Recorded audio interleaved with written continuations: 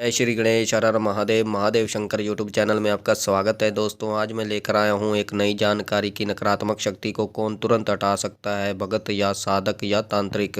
तो वीडियो को पूरा देखना, बारीकी से सुनना ताकि एक एक चीज आपको समझ में आए। आज मैं आपको बताऊंगा कि तांत्रिक और भगत में क्या अंतर होता है, कौन सही होता है कौन गलत होता है। आज ये आप स्वयं सुनेंगे, तो वीडियो को पूरा सुनना ताकि एक एक चीज आप बारीकी से समझ पाए और ये आप जान पाए। अगर आप भी कोई आप भगत बनना चाह रहे हैं या तांत्रिक बनने के लिए सोच रहे हैं तो आपको तांत्रिक बनना चाहिए या फिर भगत बनना चाहिए या फिर इन दोनों में से आपको कोई नहीं बनना चाहिए। इस प्रकार की जानकारी आपको इस वीडियो में प्राप्त होगी। आज ये जानकारी आपके लिए इसलिए भी महत्वपूर्ण है कि कोई ऊपरी बाधा, नेगेटिव एनर्जी है, कोई भूत प्रेत से जुड़ी हुई कोई नेगेटिव एनर्जी है, इस तरह की आपके ऊपर परेशानी है तो आप किसी तांत्रिक के पास जाएं, किसी भगत के पास जाएं तो आप उन्हें पहचान सकें कि ये सही है या फिर गलत है, ये हमारे रोग को काट सकता है या फिर नहीं काट सकता है। तो देखिए, सबसे पहली बात, सबसे पहला पॉइंट है कि तांत्रिक जो होते हैं तामसिक शक्तियों को सबसे ज्यादा पूजते हैं, शमशानी शक्तियों को पूजते हैं और तामसिक चीजों को पूजते हैं। जो शक्तियां होती हैं तामसिक उनको पूजते हैं जो तांत्रिक होते हैं। तामसिक शक्तियों में माता मरगट काली भी आती है, माता मदानन भी आती है, माता दूतनी भी आती है, शमशान भैरव आते हैं, बेताल आता है, मसान आता है। ये सभी जो है तामसिक शक्तियों में आते हैं। तामसिक शक्तियों का मतलब ये होता है कि ये तामसिक भोग ग्रहण करते हैं, जैसे मुर्गा बकरा या फिर जैसे अंडा हो गया, इस तरीके से। और जो भगत होते हैं, भगत सात्विक शक्तियों की अधिकतर पूजा करते हैं। सात्विक शक्तियों की जैसे माता दुर्गा हो गई, जैसे माता वैष्णो हो गई। ये माता वैष्णो जो माता दुर्गा है ये वैष्णो रूप में पूजी जाती हैं, सात्विक रूप में पूजी जाती हैं। या फिर भगवान शिव है या कृष्ण भगवान जी हैं या फिर हनुमान जी हैं, भगवान राम है, ये सभी देवी देवते जो होते हैं सात्विक रूप से पूजे जाते हैं। तो भगत सात्विक शक्ति की उपासना करते हैं। तांत्रिक पूजा में यंत्र का प्रयोग करते हैं, जबकि भगत जो होते हैं वो किसी भी यंत्र का प्रयोग नहीं करते हैं। आपने देखा होगा शमशान क्रियाओं में यंत्र बनाए जाते हैं। तांत्रिक भेंट पर देवताओं से कार्य कराते हैं। जैसे कोई तांत्रिक है वो भेंट देगा तभी वो शक्ति कार्य करेगी जिस देवी या देवता की वो उपासना करता है। जो तामसिक देवी देवता होते हैं, मुर्गे की भेंट दे रहा है, बकरे की भेंट दे रहा है, कलेजी वगैरह देता है, उनसे वो अपना कार्य लेते हैं। और भगत जो होते हैं वो पहले देवता की सेवा करते हैं, यानी सेवा से कार्य लेते हैं। सेवा करेंगे देवता की और उसी सेवा से प्रसन्न होकर देवता अपनी शक्ति के माध्यम से उनके कार्य करते हैं। तांत्रिक कई शक्तियों की पूजा करते हैं, जबकि भगत जो होता है एक ही अपने इष्ट देव की पूजा करता है और उनको ही सर्वोपरि मानता है और उन्हीं की पूजा करते हैं, उन्हीं से कार्य लेते हैं। तांत्रिक भूत प्रेत जिन से भी काम लेते हैं और भगत जो होते हैं वो केवल और केवल अपने इष्ट देव से कार्य लेते हैं।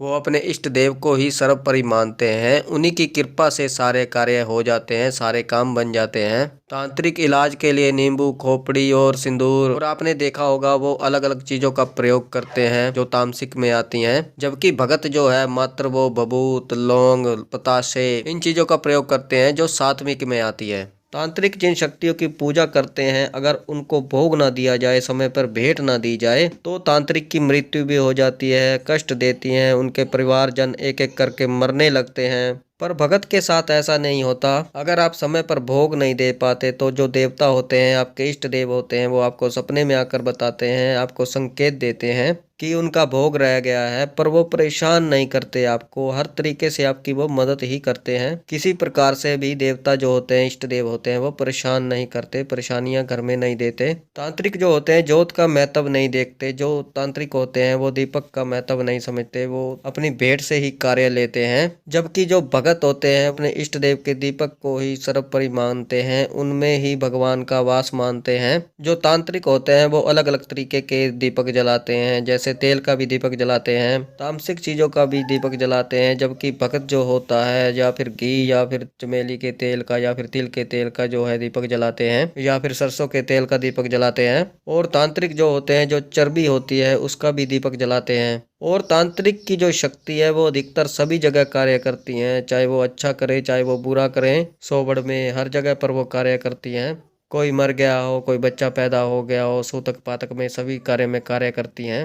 जबकि भगत की जो शक्ति होती है ये भगत के इष्ट देव पर निर्भर करता है कि उनकी शक्ति कहाँ पर कार्य करेगी। अधिकतर जो भगत होते हैं उनकी शक्ति जो है सूतक पातक में कार्य नहीं करती है, फिर उन्हें अन्य शक्ति का सहारा लेना पड़ता है। तांत्रिक जो होते हैं अपनी तामसिक शक्तियों से किसी का अनिष्ट भी करवाते हैं, किसी का यानी बुरा भी करवाते हैं, किसी शक्ति को छोड़ देते हैं, जैसे मसान छोड़ दिया, जिन छोड़ दिया, बेताल छोड़ दिया, प्रेत छोड़ दिया, भेंट देकर छोड़ दिया। वो भेंट देकर ही छोड़ते हैं तभी वो कार्य करते हैं। और जो भगत होते हैं वो ऐसा कार्य नहीं करते, क्योंकि वो जिस शक्ति को पूजते हैं अगर वो बुरे में उस देवता को भेजते हैं तो वो उनको छोड़कर वो शक्ति चली जाती है। जो सात्विक देवता होते हैं उस भगत की जितनी भी साधना की हुई है वो सब खत्म हो जाती है। अगर अपने इष्ट देव को या किसी भी शक्ति को बुरे में वो चलाता है, गलत जगह पर चलाता है, किसी का बुरा करने के लिए चलाता है तो ये भगताई में होता है। जबकि आप आंतरिक में देखेंगे वो चाहे कितना भी बुरा कर ले, कितना भी भेंट पूजा देकर भेज दे किसी शक्ति को, तो उसका कार्य अवश्य होता है जो भी वो चाहता है। और तांत्रिक अगर अपने घर में भोग देता है तो अशांति आती है, और भगत अगर घर में भोग देता है तो उसके घर में सुख समृद्धि आती है, शांति आती है, उसके घर में बरकत आती है। जो भी वो कार्य करता है उसमें बरकत आती है।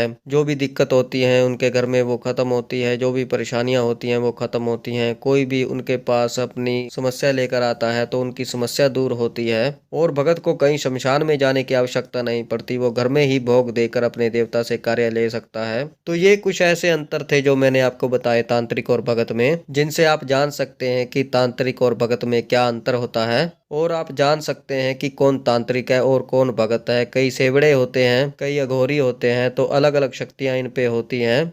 तो ये थी जानकारी कि कैसे तांत्रिक और भगत में क्या अंतर होता है, और भगत कैसे अपने देवता से कार्य लेता है, और तांत्रिक कैसे कार्य लेते हैं, और कैसे वो जो नकारात्मक शक्ति है उनको हटा सकते हैं, और तांत्रिक जो होते हैं किस प्रकार किसका बुरा कर सकते हैं। और जो भगत होते हैं वो किसी का बुरा नहीं करते, वो सिर्फ भला ही करते हैं, किसी का अच्छा ही करते हैं। तो अगर आप भी किसी भगत या तांत्रिक के पास जाते हैं तो इन तरीकों से आप समझ सकते हैं कि वो तांत्रिक है या भगत है। और अगर आप भी तांत्रिक या भगत बनना चाहते हैं तो आपको भगत बनना चाहिए या तांत्रिक बनना चाहिए। जो भी आपको मैंने बताया है उनसे आप समझ सकते हैं क्या आपको बनना चाहिए, भगत बनना चाहिए या तांत्रिक बनना चाहिए। तो मुझे विश्वास है कि ये जानकारी आपको पसंद आई होगी। अगर आप हमारे चैनल पर नए हैं तो चैनल को सब्सक्राइब कीजिए और बेल आइकन को दबाइए, ताकि हमारी जो नई जानकारी आए वो सबसे पहले आपको प्राप्त हो। ज़्यादा से ज़्यादा इस वीडियो को शेयर कीजिए ताकि और भक्तों और साधकों तक ये जानकारी पहुँचे और वो जान सके भगत और तांत्रिक में क्या अंतर होता है। जो नए भक्त हैं, नए साधक हैं, जो भगत बनना चाहते हैं या तांत्रिक बनना चाहते हैं, उनको अंतर पता चले।